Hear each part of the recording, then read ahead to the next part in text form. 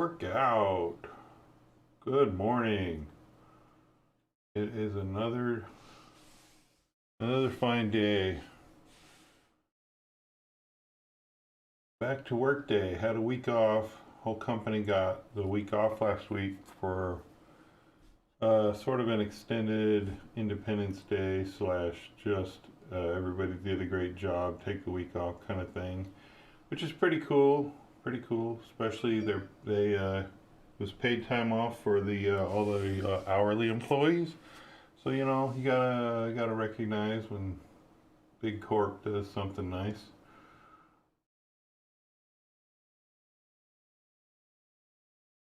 I'm gonna listen to my book, which I don't know if it's a good idea or not, but I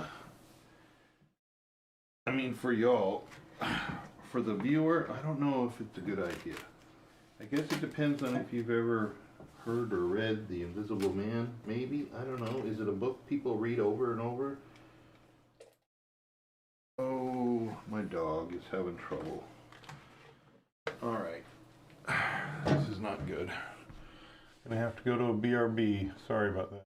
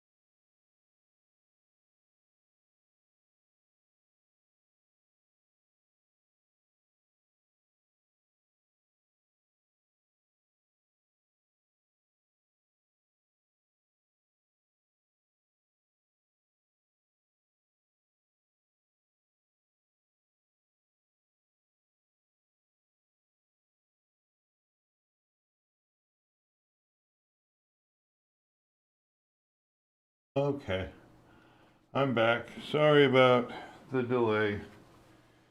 Had to take care of my dog, Henry, the long-haired Chihuahua. He's not feeling great, and so I had to clean up and have to get the steam cleaner down here later. Here, boy. It's okay. I know you didn't do that on purpose. He's not feeling good. Okay, you sit here. You stay on your blanket. We need to be on track today. Like I was saying, I'm back to work, working from home, but back to work after a week off. So last week I didn't have to worry about checking emails or anything. This week it's back to normal.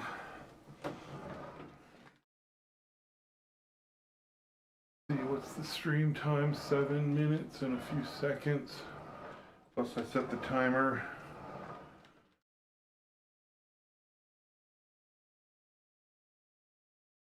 So it's almost 9 a.m. here. I should have been finishing up my workout, but I need to get it in because can't just do any old thing any old time. I mean, I guess I can, but I slept in a little bit. I was up a little bit late. I don't know. I think I've been sleeping a lot. I sort of had 2 naps yesterday. The early morning one, I don't think barely counts. Then I took a regular nap yesterday in the afternoon. It was kind of late. Probably, yeah, it was around 3. Now that, oh yeah, it was. It was 3 or just a little after because I woke up just before 6. I remember now. I woke up about 5:45. And so I stayed up moderately late, kind of late-ish, later than my more traditional schedule. So then this morning I kind of slept in a little bit. Woke up about 7:30.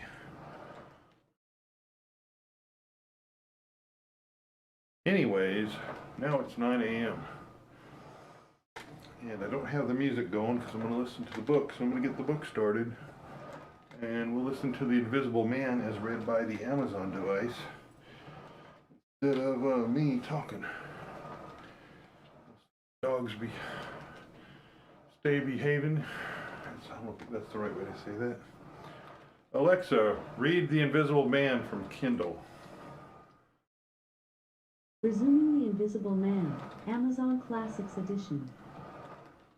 Yet their conviction that they had, that very moment, heard somebody moving in the room had amounted to a certainty. For half a minute, perhaps, they stood gaping. Then Mrs. Bunting went across the room and looked behind the screen, while Mr. Bunting, by a kindred impulse, peered under the desk. Then Mrs. Bunting turned back the window curtains, and Mr. Bunting looked up the chimney and probed it with the poker. Then Mrs. Bunting scrutinized the waste paper basket, and Mr. Bunting opened the lid of the coal scuttle. Then they came to a stop, and stood with eyes interrogating each other. "I could have sworn," said Mr. Bunting. "The candle," said Mr. Bunting. "Who lit the candle?" "The drawer," said Mrs. Bunting. "And the money's gone." She went hastily to the doorway. Of all the strange occurrences, there was a violent sneeze in the passage. They rushed out, and as they did so the kitchen door slammed. "Bring the candle," said Mr. Bunting, and led the way. They both heard a sound of bolts being hastily shot back. As he opened the kitchen door, he saw through the scullery that the back door was just opening, and the faint light of early dawn displayed the dark masses of the garden beyond. He is certain that nothing went out of the door. It opened, stood open for a moment, and then closed with a slam. As it did so, the candle Mrs. Bunting was carrying from the study flickered and flared. It was a minute or more before they entered the kitchen. The place was empty. They refastened the back door, examined the kitchen, pantry, and scullery thoroughly, and at last went down into the cellar. There was not a soul to be found in the house, search as they would. Daylight found the vicar and his wife, a quaintly costumed little couple, still marveling about on their own ground floor, by the unnecessary light of a guttering candle. Chapter 6. furniture that went mad. Now it happened that in the early hours of Whit Monday, before Milly was hunted out for the day, Mr. Hall and Mrs. Hall both rose and went noiselessly down into the cellar. Their business there was of a private nature, and had something to do with the specific gravity of their beer. They had hardly entered the cellar when Mrs. Hall found she had forgotten to bring down a bottle of sarsaparilla from their joint room. As she was the expert and principal operator in this affair, Hall very properly went upstairs for it. On the landing he was surprised to see that the stranger's door was ajar. He went on into his own room and found the bottle as he had been directed. But returning with the bottle, he noticed that the bolts of the front door had been shot back, that the door was in fact simply on the latch. And with a flash of inspiration he connected this with the stranger's room upstairs, and the suggestions of Mr. Teddy Henfrey. He distinctly remembered holding the candle while Mrs. Hall shot these bolts overnight. At the sight he stopped, gaping, then with the bottle still in his hand went upstairs again. He rapped at the stranger's door. There was no answer. He rapped again, then pushed the door wide open and entered. It was as he expected. The bed, the room also, was empty. And what was stranger, even to his heavy intelligence, on the bedroom chair, and along the rail of the bed were scattered the garments, the only garments so far as he knew, and the bandages of their guest. His big slouch hat even was cocked jauntily over the bedpost. As Hall stood there, he heard his wife's voice coming out of the depth of the cellar, with that rapid telescoping of the syllables and interrogative cocking up of the final words to a high note, by which the West Sussex villager is wont to indicate a brisk impatience. "George, you gart wad a wan?" At that he turned and hurried down to her. "Janny," he said, over the rail of the cellar steps, "'ta's the truth what Henfrey says. 'E's not in us room, 'e eat. And the front door's unbolted." At first Mrs. Hall did not understand, and as soon as she did she resolved to see the empty room for herself. Hall, still holding the bottle, went first. "If 'e ain't there," he said, "as close are. And what's 'e doin' if that is close, then? 'Ta's a most curious business." As they came up the cellar steps they both, it was afterwards ascertained, fancied they heard the front door open and shut, but seeing it closed and nothing there, neither said a word to the other about it at the time. Mrs. Hall passed her husband in the passage and ran on first upstairs. Someone sneezed on the staircase. Hall, following 6 steps behind, thought that he heard her sneeze. She, going on first, was under the impression that Hall was sneezing. She flung open the door and stood regarding the room. "Of all the curious," she said. She heard a sniff close behind her head as it seemed, and turning, was surprised to see Hall a dozen feet off on the topmost stair. But in another moment he was beside her. She bent forward and put her hand on the pillow, and then under the clothes. "Cold," she said. "He's been up this hour or more." As she did so, a most extraordinary thing happened. The bedclothes gathered themselves together, leapt up suddenly into a sort of peak, and then jumped headlong over the bottom rail. It was exactly as if a hand had clutched them in the center and flung them aside. Immediately after, the stranger's hat hopped off the bedpost, described a whirling flight in the air through the better part of a circle, and then dashed straight at Mrs. Hall's face. Then as swiftly came the sponge from the washstand, and then the chair, flinging the stranger's coat and trousers carelessly aside, and laughing dryly in a voice singularly like the stranger's, turned itself up with its 4 legs at Mrs. Hall, seemed to take aim at her for a moment, and charged at her. She screamed and turned, and then the chair legs came gently but firmly against her back, and impelled her and Hall out of the room. The door slammed violently and was locked. The chair and bed seemed to be executing a dance of triumph for a moment, and then abruptly everything was still. Mrs. Hall was left almost in a fainting condition in Mr. Hall's arms on the landing. It was with the greatest difficulty that Mr. Hall and Milly, who had been roused by her scream of alarm, succeeded in getting her downstairs, and applying the restoratives customary in such cases. "'Ta's sperrits," said Mrs. Hall. "I know 'ta's sperrits. I've read in papers of en. Tables and chairs leaping and dancing, take a drop more, Janny," said Hall. "'Twill steady ye." "Block him out," said Mrs. Hall. "Don't let him come in again. I half guessed, I might ha' known. With them goggling eyes and bandaged head, and never going to church of a Sunday. And all they bottles, more'n it's right for anyone to have. He's put the sparrows into the furniture. My good old furniture. 'Twas in that very chair my poor dear mother used to sit when I was a little girl. To think it should rise up against me now. Just a drop more, Janny, said Hall. Your nerves is all upset. They sent Millie across the street through the golden 5 o'clock sunshine to rouse up Mr. Sandy Wadgers, the blacksmith. Mr. Hall's compliments, and the furniture upstairs was behaving most extraordinary. Would Mr. Wadgers come round? He was a knowing man, was Mr. Wadgers, and very resourceful. He took quite a grave view of the case. Armed if that eat witchcraft, was the view of Mr. Sandy Wadgers. You've aren't horseshoes for such gentry as he. He came round greatly concerned. They wanted him to lead the way upstairs to the room, but he didn't seem to be in any hurry. He preferred to talk in the passage. Over the way Huckster's apprentice came out and began taking down the shutters of the tobacco window. He was called over to join the discussion. Mr. Huckster naturally followed over in the course of a few minutes. The Anglo-Saxon genius for parliamentary government asserted itself. There was a great deal of talk and no decisive action. Let's have the facts first, insisted Mr. Sandy Wadgers. Let's be sure we'd be acting perfectly right in bustin' that their door open. A door on bust is always open to bustin', but ye can't on-bust a door once you've busted in. And suddenly and most wonderfully the door of the room upstairs opened of its own accord, and as they looked up in amazement, they saw descending the stairs the muffled figure of the stranger staring more blackly and blankly than ever with those unreasonably large blue glass eyes of his. He came down stiffly and slowly, staring all the time. He walked across the passage staring, then stopped. Look there, he said, and their eyes followed the direction of his gloved finger, and saw a bottle of sarsaparilla hard by the cellar door. Then he entered the parlor, and suddenly, swiftly, viciously, slammed the door in their faces. Not a word was spoken until the last echoes of the slam had died away. They stared at one another. Well, if that don't lick everything, said Mr. Wadgers, and left the alternative unsaid. I'd go in and ask him about it, said Wadgers to Mr. Hall. I demand an explanation. It took some time to bring the landlady's husband up to that pitch. At last he rapped, opened the door, and got as far as, "Excuse me, go to the devil," said the stranger in a tremendous voice, and shut that door after you. So that brief interview terminated. Chapter 7.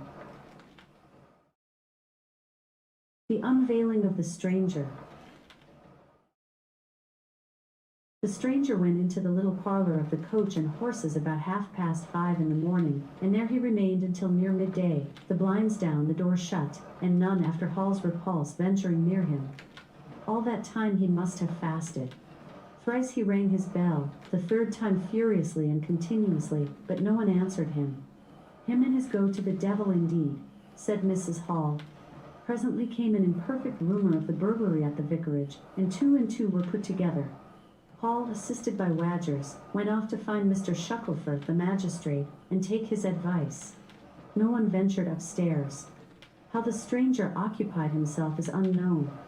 Now and then he would stride violently up and down, and twice came an outburst of curses, a tearing of paper, and a violent smashing of bottles. The little group of scared but curious people increased. Mrs. Huckster came over, some gay young fellows resplendent in black ready-made jackets and piqué paper ties, for it was Whit Monday, joined the group with confused interrogations. Young Archie Harker distinguished himself by going up the yard and trying to peep under the window blinds.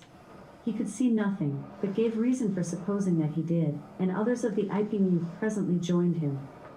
It was the finest of all possible Whit Mondays, and down the village street stood a row of nearly a dozen booths, a shooting gallery, and on the grass by the forge were 3 yellow and chocolate wagons, and some picturesque strangers of both sexes putting up a coconut shy. The gentlemen wore blue jerseys, the ladies white aprons and quite fashionable hats with heavy plumes. Wadger of the Purple Fawn and Mr. Jaggers, the cobbler, who also sold old second-hand ordinary bicycles, were stretching a string of Union Jacks and Royal Ensigns, which had originally celebrated the first Victorian Jubilee, across the road. And inside, in the artificial darkness of the parlor, into which only one thin jet of sunlight penetrated, the stranger, hungry we must suppose, and fearful, hidden in his uncomfortable hot wrappings, poured through his dark glasses upon his paper or chinked his dirty little bottles, and occasionally swore savagely at the boys, audible if invisible, outside the windows. In the corner by the fireplace lay the fragments of half a dozen smashed bottles, and a pungent twang of chlorine tainted the air. So much we know from what was heard at the time, and from what was subsequently seen in the room. About noon, he suddenly opened his parlor door, and stood glaring fixedly at the 3 or 4 people in the bar. "Mrs. Hall," he said. Somebody went sheepishly and called for Mrs. Hall. Mrs. Hall appeared after an interval, a little short of breath, but all the fiercer for that. Hall was still out. She had deliberated over this scene, and she came holding a little tray with an unsettled bill upon it. "Is it your bill you're wanting, sir?" she said. "Why wasn't my breakfast laid? Why haven't you prepared my meals and answered my bell? Do you think I live without eating? Why isn't my bill paid?" said Mrs. Hall. "That's what I want to know. I told you 3 days ago I was awaiting a remittance. I told you 2 days ago I wasn't going to await no remittances. You can't grumble if your breakfast waits a bit. If my bill's been waiting these 5 days, can you?" The stranger swore briefly but vividly. "Nar, nar," from the bar. "And I thank you kindly, sir, if you keep your swearing to yourself, sir," said Mrs. Hall. The stranger stood looking more like an angry diving helmet than ever. It was universally felt in the bar that Mrs. Hall had the better of him. His next words showed as much. "Look here, my good woman," he began. "Don't good woman me," said Mrs. Hall. "I've told you my remittance hasn't come." "Remittance indeed," said Mrs. Hall. "Still, I dare say in my pocket. You told me 3 days ago that you hadn't anything but a sovereign's worth of silver upon you." "Well, I found some more, all low, from the bar." "I wonder where you found it," said Mrs. Hall. That seemed to annoy the stranger very much. He stamped his foot. "What do you mean?" he said. "That I wonder where you found it," said Mrs. Hall. "And before I take any bills or get any breakfasts, or do any such things whatsoever, you got to tell me 1 or 2 things I don't understand, and what nobody don't understand, and what everybody is very anxious to understand. I want to know what you've been doing to my chair upstairs, and I want to know how 'tis your room was empty, and how you got in again. Them that stops in this house comes in by the doors, that's the rule of the house, and that you didn't do, and what I want to know is how you did come in. And I want to know." Suddenly the stranger raised his gloved hands clenched, stamped his foot, and said, "Stop," with such extraordinary violence that he silenced her instantly. "You don't understand," he said, "who I am or what I am.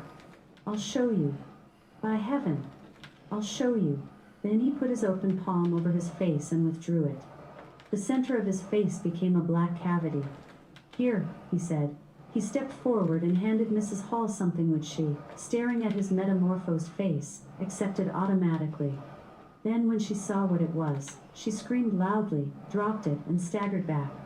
The nose, it was the stranger's nose. Pink and shining, rolled on the floor.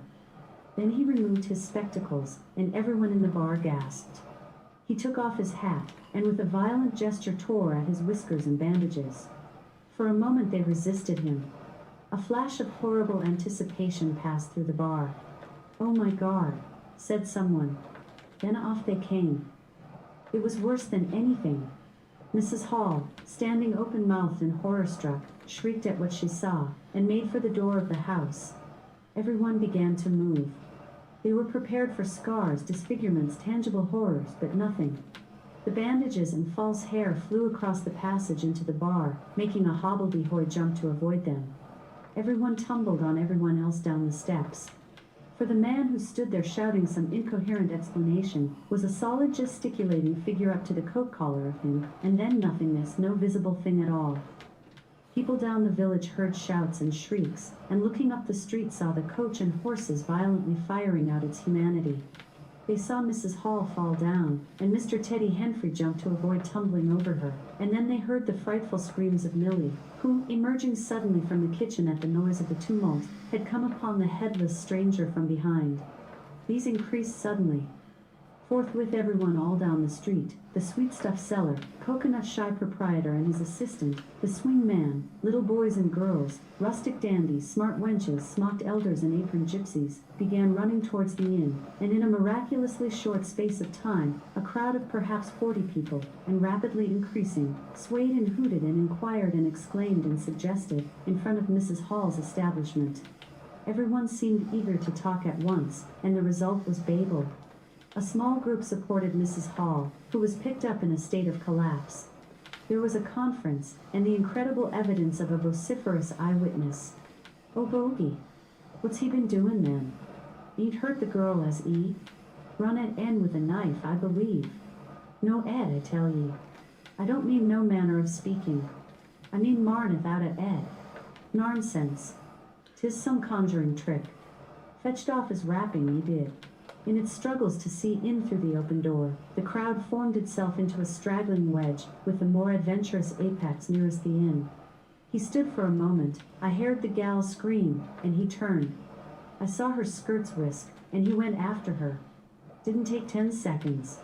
Back he comes with a knife in his hand and a loaf. Stood just as if he was staring. Not a moment ago. Went in that there door. I tell E ain't got no Ed at all. You just missed N.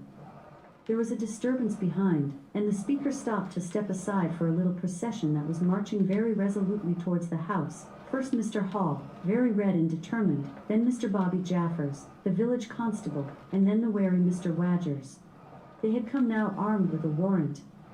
People shouted conflicting information of the recent circumstances. "Ed or no Ed," said Jaffers, "I got to rest in, and rest in I will."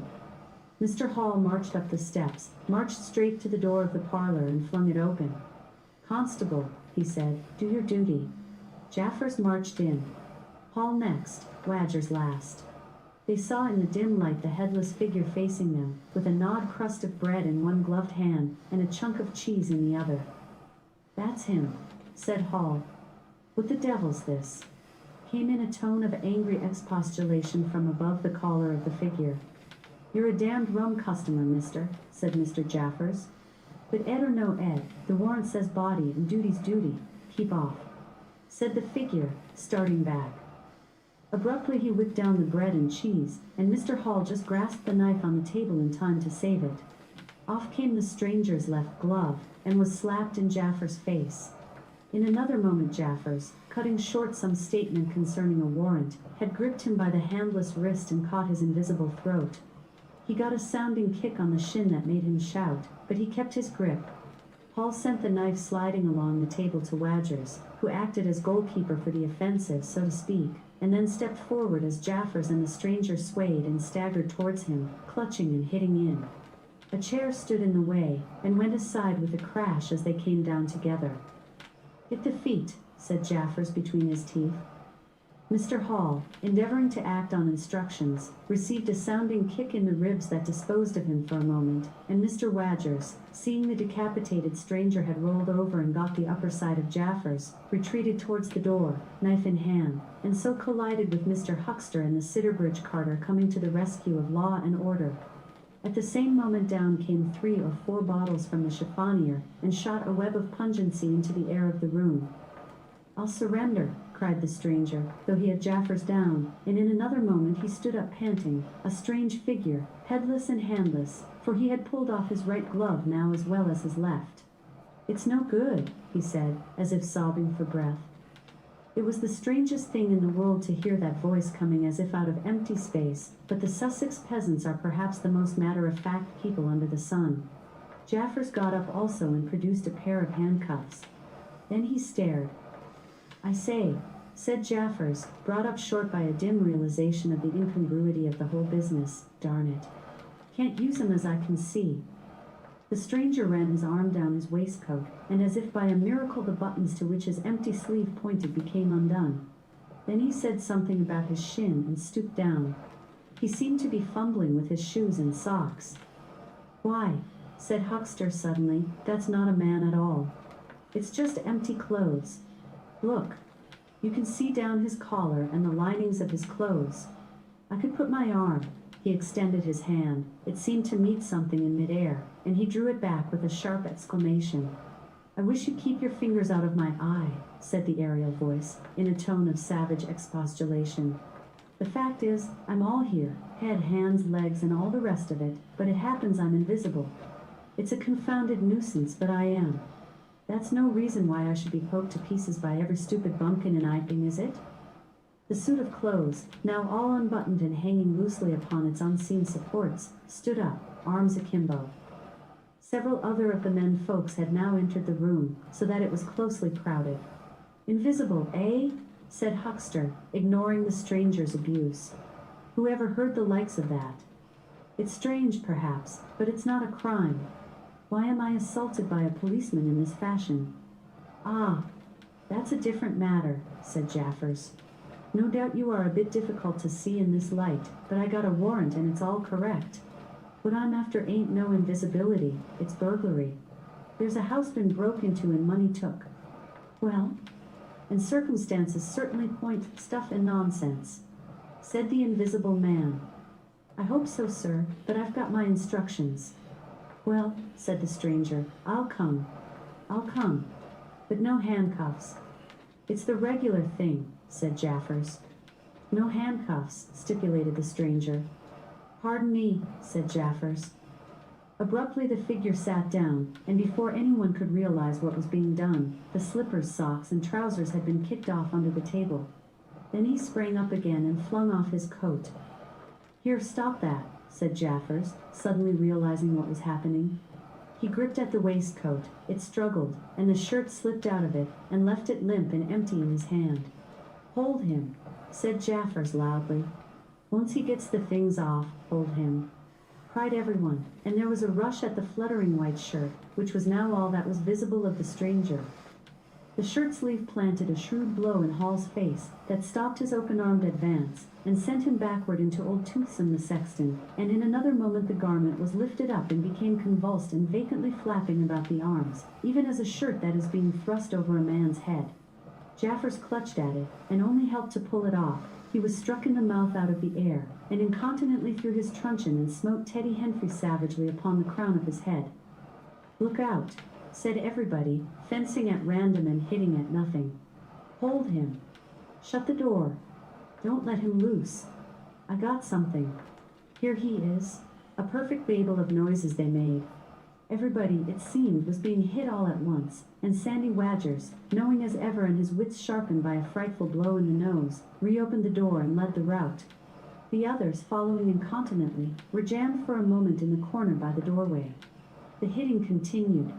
Phipps the Unitarian had a front tooth broken, and Henfrey was injured in the cartilage of his ear.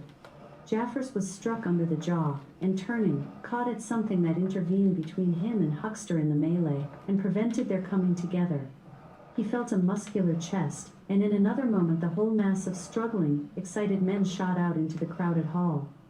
"I got him," shouted Jaffers, choking and reeling through them all, and wrestling with purple face and swelling veins against his unseen enemy. Men staggered right and left as the extraordinary conflict swayed swiftly towards the house door, and went spinning down the half-dozen steps of the inn. Jaffers cried in a strangled voice, holding tight nevertheless, and making play with his knee, spun around, and fell heavily undermost with his head on the gravel. Only then did his fingers relax. There were excited cries of, "Hold him!" "Invisible!" and so forth, and a young fellow, a stranger in the place whose name did not come to light, rushed in at once, caught something, missed his hold, and fell over the constable's prostrate body.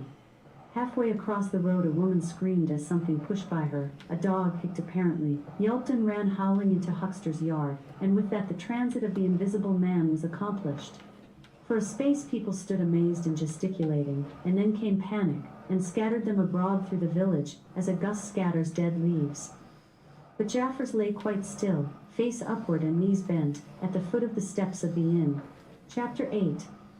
In Transit. The 8th chapter is exceedingly brief, and relates that Gibbons, the amateur naturalist of the district, while lying out on the spacious open downs without a soul within a couple of miles of him, as he thought, and almost dozing, heard close to him the sound as of a man coughing, sneezing, and then swearing savagely to himself, and looking beheld nothing. Yet the voice was indisputable. It continued to swear with that breath and variety that distinguishes the swearing of a cultivated man. It grew to a climax, diminished again, and died away in the distance, going as it seemed to him in the direction of Aberdeen. It lifted to a spasmodic sneeze and ended. Gibbons had heard nothing of the morning's occurrences, but the phenomenon was so striking and disturbing that his philosophical tranquility vanished. He got up hastily and hurried down the steepness of the hill towards the village, as fast as he could go. Chapter 9. Mr. Thomas Marvel. You must picture Mr. Thomas Marvel as a person of copious, flexible visage, a nose of cylindrical protrusion, a liquorish ample, fluctuating mouth, and a beard of bristling eccentricity. His figure inclined to an bone point, his short limbs accentuated this inclination. He wore a furry silk hat, and the frequent substitution of twine and shoelaces for buttons, apparent at critical points of his costume, marked a man essentially bachelor. Mr. Thomas Marvel was sitting with his feet in a ditch by the roadside over the down towards Aberdeen, about 1.5 miles out of Iping. His feet, save for socks of irregular openwork, were bare, his big toes were broad, and pricked like the ears of a watchful dog. In a leisurely manner, he did everything in a leisurely manner. He was contemplating trying on a pair of boots. They were the soundest boots he had come across for a long time, but too large for him, whereas the ones he had were, in dry weather, a very comfortable fit, but too thin-soled for damp. Mr. Thomas Marvel hated roomy shoes, but then he hated damp. He had never properly thought out which he hated most, and it was a pleasant day, and there was nothing better to do. So he put the 4 shoes in a graceful group on the turf and looked at them. And seeing them there among the grass in springing agrimony, it suddenly occurred to him that both pairs were exceedingly ugly to see. He was not at all startled by a voice behind him. "They're boots, anyhow," said the voice. "They are charity boots," Alexa, said Mr. stop. Tom. All right, 30 minutes. Rowing machine, day 1 of week 6. If I have my count correct. I think it's right.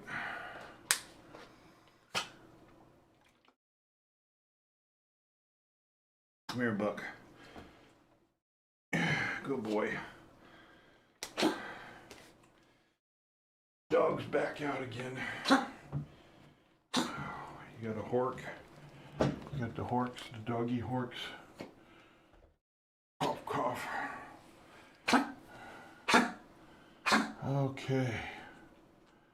Starting the day off with some exercise. Let's just